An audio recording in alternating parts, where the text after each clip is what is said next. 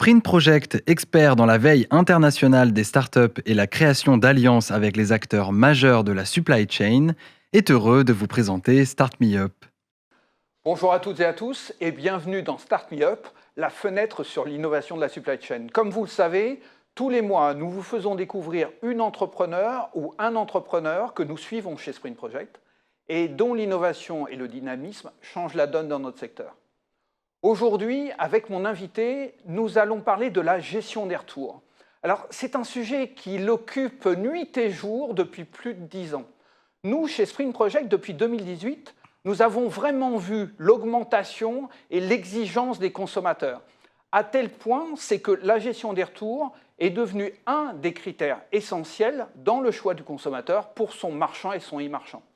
Et non seulement pour le retour de ses chaussures ou de ses fringues, mais également pour le retour maintenant de son frigo, de sa télévision ou bien de son canapé. Quelque chose qui doit être simple pour le consommateur devient désormais un véritable casse-tête pour tous les acteurs de la supply chain et notamment pour les distributeurs. Pour nous en parler aujourd'hui, je reçois un des acteurs historiques du secteur, Vincent Torres, qui est le fondateur de Reverse.io. Salut Vincent. Salut Hervé. Vincent, on se connaît depuis des années maintenant, puisque je disais que tu étais un acteur historique. Et j'ai l'impression, je ne dis pas ton âge, mais j'ai l'impression que tu as entrepris au berceau, c'est le cas? Oui, clairement, moi je m'en suis né pour entreprendre. Bon, j'ai vendu mon premier site web en 98, j'avais 13 ans. J'ai continué à faire ça jusqu'à ce que j'ai 20 ans. Puis à 20 ans, j'ai développé une activité de vente sur eBay. Puis après cette activité, j'ai eu l'idée de créer Reverse.io. Mais Reverse.io, c'est quoi? Ça s'adresse à qui? Ça fait quoi? Reverse.io, c'est une plateforme de gestion des services après-vente qui s'adresse principalement aux très grands acteurs de la distribution. La vision que j'ai eue quand j'ai créé Reverse.io, c'est qu'on voyait en 2008 le e-commerce boomer, et je me suis dit que le futur de l'assistance allait être le self-care. Et c'est vraiment vrai quand on achète en ligne. Plus personne n'a envie, lorsqu'il a un problème sur un appareil ou qu'il veut le retourner, de devoir appeler un service client ou être obligé de se rendre en magasin. On veut tout à portée de clic. Donc notre mission chez Reverse.io, c'est de simplifier l'expérience après-vente pour les consommateurs, et j'ai envie de dire c'est assez évident, mais aussi pour les employés de nos clients. Et ce que fait la plateforme, très simplement, en 3 axes.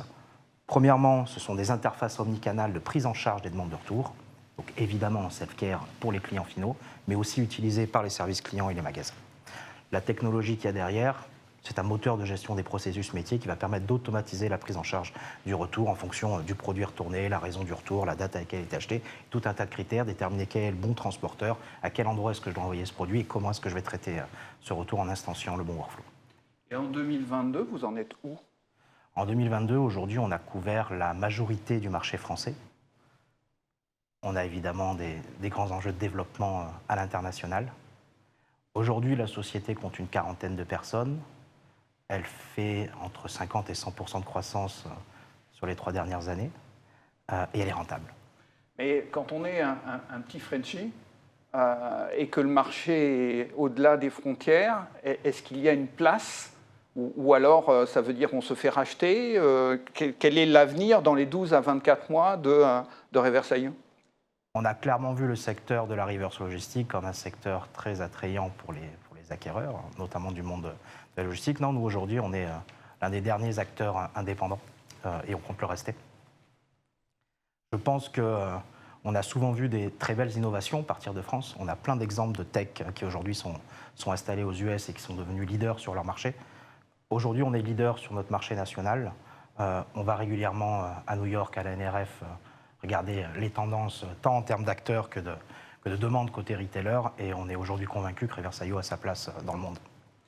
On arrive à la fin de notre rencontre. Comme tu le sais, il y a une tradition dans Start Me Up, c'est de formuler un souhait auprès de la communauté de la supply chain. Je pense qu'avec ce que tu viens de dire, il y a peut-être quelque chose que tu pourrais souhaiter, que tu pourrais formuler vis-à-vis des acteurs. Oui, clairement.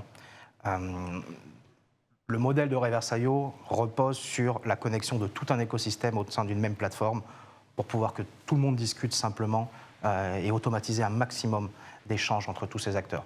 Donc, si je devais formuler un souhait pour les acteurs de la supply chain, investissez dans vos systèmes d'information, rendez-les compatibles avec les nouvelles attentes des consommateurs. Merci Vincent. Start Me Up, c'est fini. J'espère que Vincent vous a convaincu que non seulement le retour c'est facile, mais qu'il y a un avenir pour un Frenchie dans ce domaine. Nous vous retrouvons dans les prochaines semaines. C'est mon associé Fabien Esnou qui viendra vous présenter, vous faire découvrir un nouvel acteur qui change la donne dans notre secteur. Et d'ici là, eh bien, continuez à investir et à innover dans la Smart Supply. Sprint Project, expert dans la veille internationale des startups et la création d'alliances avec les acteurs majeurs de la supply chain, vous a présenté Start Me Up.